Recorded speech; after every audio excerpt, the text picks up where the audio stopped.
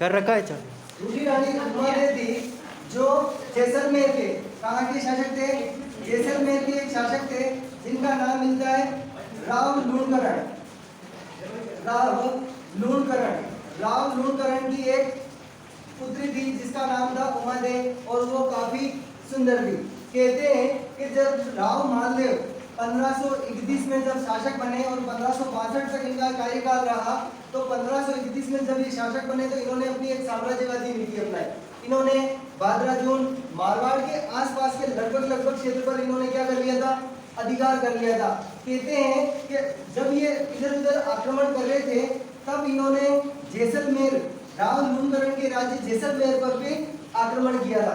तब कहते हैं जैसलमेर के शासक राव लूणकरण ने मालदेव से संधि कर ली थी। मालदेव को कुछ धन संपदा देकर के वापस मालवा भेज दिया। परंतु यहाँ के शासक और सामंत जब राव लूणकरण से चर्चा कर रहे थे तब कहते हैं कि मालदेव का कोई भरोसा नहीं है, ये वापस अपने राज्य पर आक्रमण भी कर सकता है और ये वापस दोबारा आक्रमण करेगा, इसकी कोई गारंटी नहीं। क्यों? क्योंकि रानी कर्मावती के समय भी बहादुर शाह ने जब मेवाड़ पर आक्रमण किया था, जब रानी कर्मावती ने रणथंभौर का दुर्ग बहादुर शाह को दे दिया था, फिर भी वो वापस दोबारा आक्रमण करने के लिए आ गया।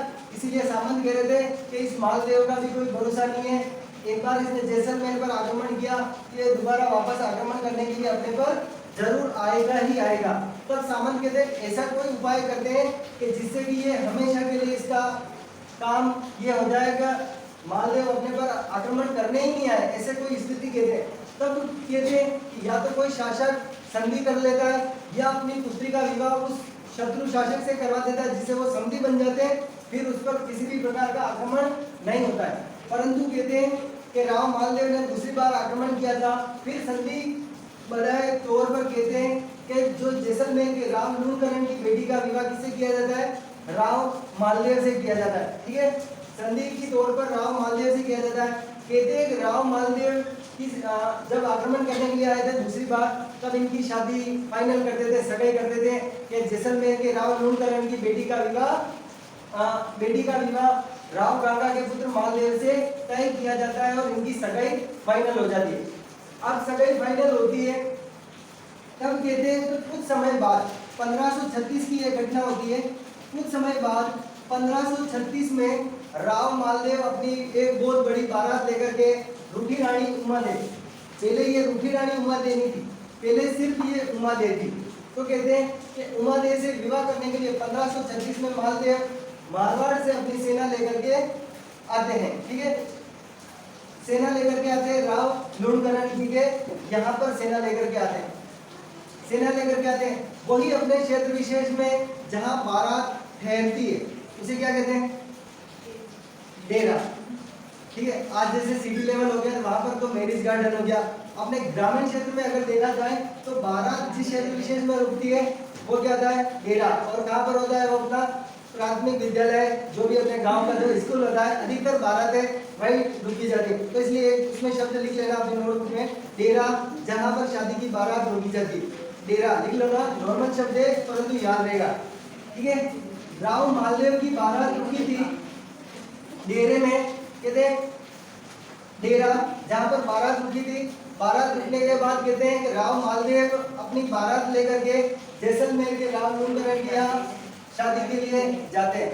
परंतु कहते हैं शादी के लिए जाते हैं उससे पहले यहाँ एक और चीज होती है। अपने यहाँ एक प्रथा होती है कि जैसे जब कोई बारात आती है तो मेवाड़ की एक प्रसिद्ध एक वो गालियों वाला प्रोग्राम चलता है, मतलब गीतों पर ही, जो जिन्हें कोई एक शब्द है सोटा या ऐसा कुछ कहते हैं, जो गीत में गालियाँ दी जाती है और उसका भी उनको व्यक्ति विशेष को बुरा नहीं लगता है। फिर एक दूसरी चीज होती है कि जब बारात आती है तो अपनी महिलाएं, अपने क्षेत्र विशेष की महिलाएं उस बारात का डेरा देखने के लिए जाती है, डेरा देखने के लिए जाती है। अधिकतर क्या होता है? महिलाएं घूंघट निकालती है, मेवाड़ की प्रथा है घूंघट निकालती है, परंतु घूंघट में भी सिस्टम है, वो अपने उंगलियां ऐसे करती है, फिर अपनी सीसीटीवी से लंबी लंबी तक नजर डाल करके जो भी व्यक्ति आते हैं वो देखने जाते हैं। इसी बीच कहते हैं कि जब महिलाएं किसी दूल्हे का डेरा देखने के लिए जाती है तब वो गीत गाती है, और वो गीत कौन सा गाया जाता है?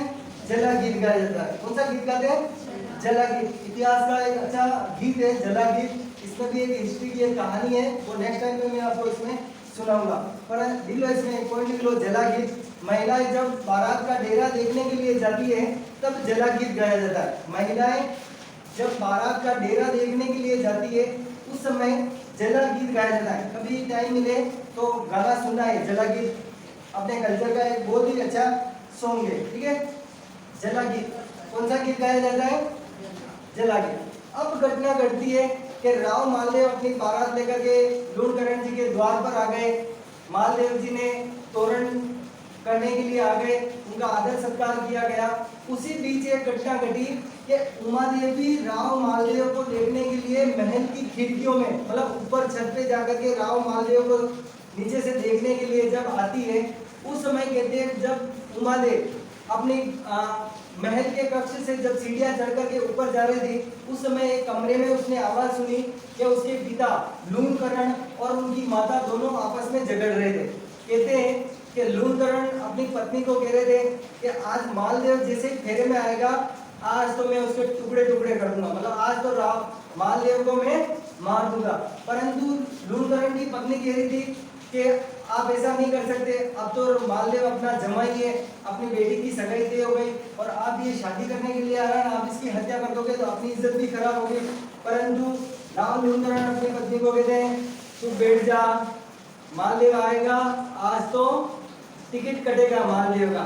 परंतु कहते हैं कि उमा देव जब ये सारी बात सुन लेती है, तब इतिहास में कहते हैं जब किसी लड़की की सगाई हो जाती है तब कहते हैं वो खुद को ही मानती है जैसे उसकी आधी शादी हो गई है। मतलब इसमें कहते हैं कि उमा देव ने ऐसा ही अपने मतलब मालदेव को अपना पति स्वरूप मान लिया था और उसने मालदेव को लेटर भेजा था, लेटर लिखे एक दूत के साथ कि मेरे पिताजी आपकी हत्या करने के लिए हत्या करना चाहते हैं और आप संभल करके शादी करने के लिए आना। तब राव मालदेव को लेटर पढ़ते हैं, ठीक है, थैंक यू उमा देव, ठीक है, थैंक यू क्या बोला, परंतु धन्यवाद स्वरूप होना है। वैसे तो मैं काफी चौकन्ना रहता हूँ, परंतु आपने मुझे इतनी बात बताई इसके लिए बहुत बहुत धन्यवाद कि एक पत्नी शादी मतलब एक जो लड़की है वो शादी से पहले भी अपने पति की सुरक्षा के लिए इतना कर रही है, वो सबसे बड़ी चीज है, ठीक है। फिर बात बताते हैं कि जब मालदेव क्या करते हैं, अपनी जो बारात गई थी उस बारात में से दो मुस्टंडे जो बॉडीगार्ड थे उन लोगों को, हष्ट-पुष्ट लोगों को बुलाया और उनको कहलवाया कि जैसे ही मैं शादी के फेरे करने के लिए अंदर जाऊं और राव लूणकरण को बाहर बिठा देना दो कि राव लूणकरण जी आप यहाँ बैठो, उसको अंदर मत आने देना, बाकी मैं फेरे भर लूँ, फिर भले उसको भेज देना, फिर जो भी युद्ध होगा मैं लड़ लूंगा। तो कहते हैं कि मालदेव ने अपने साथ अपने दो बॉडीगार्ड ले लिए थे। अब बात घटना घटती है, उनका तोरण हुआ, सारे महिलाओं ने सत्कार किए। तब राजपूत समाज में एक परंपरा होती है कि तोरण के पश्चात सिर्फ दूल्हा और दूल्हे के साथ एक जो व्यक्ति विशेष होता है वो ही फेरे के लिए अंदर जाता है, बाकी जितनी भी बारात होती है वो सारी क्या करती है, बाहर ही रुक जाती है। वही घटना राव मालदेव के साथ हुई थी। राव मालदेव अंदर गए और जैसे ही राव मालदेव को महलों के अंदर ले जाया गया और पीछे पीछे से राव लूणकरण भी घुसने लगे। सब वो बॉडीगार्ड समझ गए ये राव लूणकरण अंदर जा रहा है, गड़बड़ हो जाएगी, तो वो राव लूणकरण जी का हाथ पकड़ कर ले आते हैं कि लूणकरण जी आप अंदर क्या जा रहे हो, आप तो बाहर बैठो, हमारा सत्कार करो, हम भारत में है, हमारी मनवार कौन करेगा। तब कहते हैं राव लूणकरण जी कह रहे थे मेरी तो बेटी है, मुझे कन्यादान भी करना पड़ेगा, सारा काम मुझे करना पड़ेगा, मुझे अंदर जाने दो। तब वो बॉडीगार्ड कहते हैं आपके परिवार में आपका बेटा भाई बेटा होगा, वो कन्यादान कर देगा, जो कोई और अन्य रिश्तेदार है वो कन्यादान कर देंगे, आप तो बारातियों की सेवा करो। तब ये वो जो दो बॉडीगार्ड थे राव मालदेव के, वो राव लूणकरण जी को कहा महलों के बाहर रोक देते हैं। फिर कहते हैं रे जी हमारा सत्कार करो, राजपूतों की मनवार केक शेक बनाओ, पार्टी शुरू करो, शादी का जश्न मनाओ। कहते हैं कि उसी बीच राव मालदेव का विवाह किससे हो गया, उमा देव से हो गया। विवाह संपन्न हो गया, राव लूणकरण जी देखते ही रह गए, विवाह संपन्न हो गया। अब उमा देव चली राव मालदेव के साथ। अब कहते हैं कि अपने एक प्रथा इसमें और प्रथा है जिसका नाम मैंने आपको पहले बताया था, डाबरिया प्रथा। क्या है डाबरिया प्रथा? क्या होता है, शादी में जो रानी जाती है, मतलब एक महारानी की जब शादी होती है तब उसके साथ दहेज के रूप में कुछ सेविकाएं भेजी जाती है जो उस रानी के साथ ही रहती है और आजीवन उसकी सेवा करती है। तो कहते उमा देवी के साथ डाबरिया प्रथा में कुछ सेविकाएं बेची थी और इन्हीं सेविकाओं में एक लड़की थी जिसका नाम मिलता है भारमली। एक सेविका थी। कहते हैं कि राव लूणकरण के समय जब ये छोटी थी तब कहते हैं कि भारमली को किसी ने फेंक दिया था और राव लूणकरण ने इसका पालन पोषण किया था, इसे बड़ा किया था और मतलब ये कहते हैं उमादेवी के साथ ही पली बड़ी थी और दोनों सगी बहनों की तरह साथ में रहती थी और ये भी काफी सुंदर थी। ठीक है, डाबरिया प्रथा के साथ जो सेविकाएं गई थी तो उस समय कहते हैं इस भारमली को भी उमादेवी के साथ शादी के दिन भेजा गया था। अब मालदेव की बारात आ गई उनके महलों में, शादी का पहला दिन था। कहते हैं कि पहले दिन उमादेवी तैयार होने के लिए अपने कक्ष में गई थी और जब शादी के फर्स्ट दिन जब राव मालदेव अपने कक्ष में गए थे उस समय कहते हैं कि राव मालदेव अफीम के नशे में काफी मदमस्त थे, मतलब काफी नशे में थे।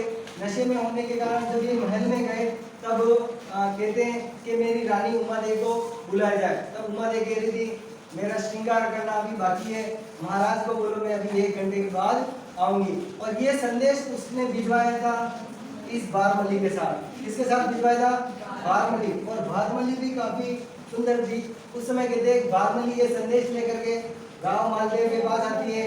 फिर राव मालदेव से जिंदगी ऐसी गलती होती है कि उस गलती के लिए उमादेवी जिंदगी भर के लिए इस राव मालदेव से नाराज हो जाती है कि मेरे मतलब इस दुष्ट पति ने नशे के अंतर्गत जो गलती की है वो किसी मतलब मुंह दिखाने लायक नहीं रहे, ऐसे पति से अच्छा कि मैं आजीवन रूठ करके इससे नाराज रहूं। तो कहते हैं कि ये जो उमादेवी थी वो उमादेवी उस शादी की पहली रात के दिन अपने पति से मतलब अपने पति का मुंह भी नहीं देखा था और ये नाराज होकर के तारागढ़ अजमेर में चली गई। कहाँ चली गई?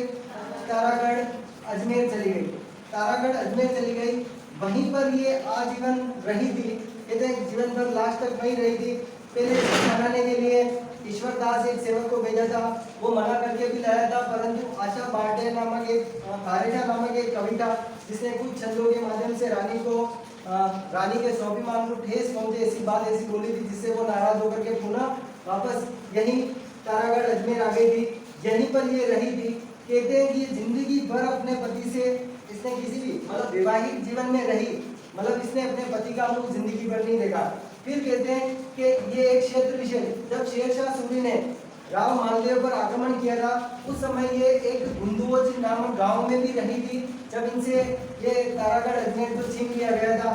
फिर तारागढ़ छीनने के बाद गुंदुवोज में रही थी। फिर कुछ समय बाद कहते हैं राव मालदेव ने किसी अन्य रानी से विवाह किया था और फिर इससे एक पुत्र गोद लिया, मतलब एक पुत्र था जिसका नाम मिलता है राम सिंह करके राम नाम मिलता है, जिसे राव उमादेवी ने गोद लिया था। मतलब किसी दूसरी रानी का बड़ा बेटा था राव मालदेव का ज्येष्ठ पुत्र जो उमादेवी के साथ रहा था। उमादेवी ने ही उसका पालन पोषण किया, उमादेवी के पास ही रह करके पला बढ़ा और उसे उन्हीं के पास रहा।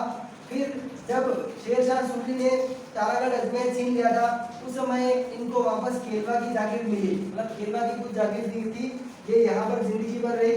फिर अंतिम समय में जब राव मालदेव की मृत्यु हो जाती है, कहते राव मालदेव मर गए थे परंतु इस स्वाभिमानी पत्नी जो अपने पति से जिंदगी भर नाराज रही थी, तो कहते जब इनके पास राव मालदेव की पगड़ी भेजी गई थी और उस पगड़ी के साथ ये सती हुई थी। क्या होती? सती। जब एक महिला अपने पति की एक निशानी के साथ सती होती है उसे कहते हैं अनुमरण। क्या कहा जाता है? अनुमरण। लिख लो, शब्द लिख लो एक, अनुमरण। अनुमरण अनुमरण प्रथा। पति की एक निशानी के साथ पत्नी का सती होना, पति की एक निशानी के साथ पत्नी का सती होना। और रूठी रानी उमादेवी क्या हुई थी? मालदेव की जब पगड़ी इनके पास भेजी गई थी तो ये क्या हो गई? सती हो गई। फिर अगले राम वापस किसके पास चले गए? मालदेव के पास चले गए। Thank you.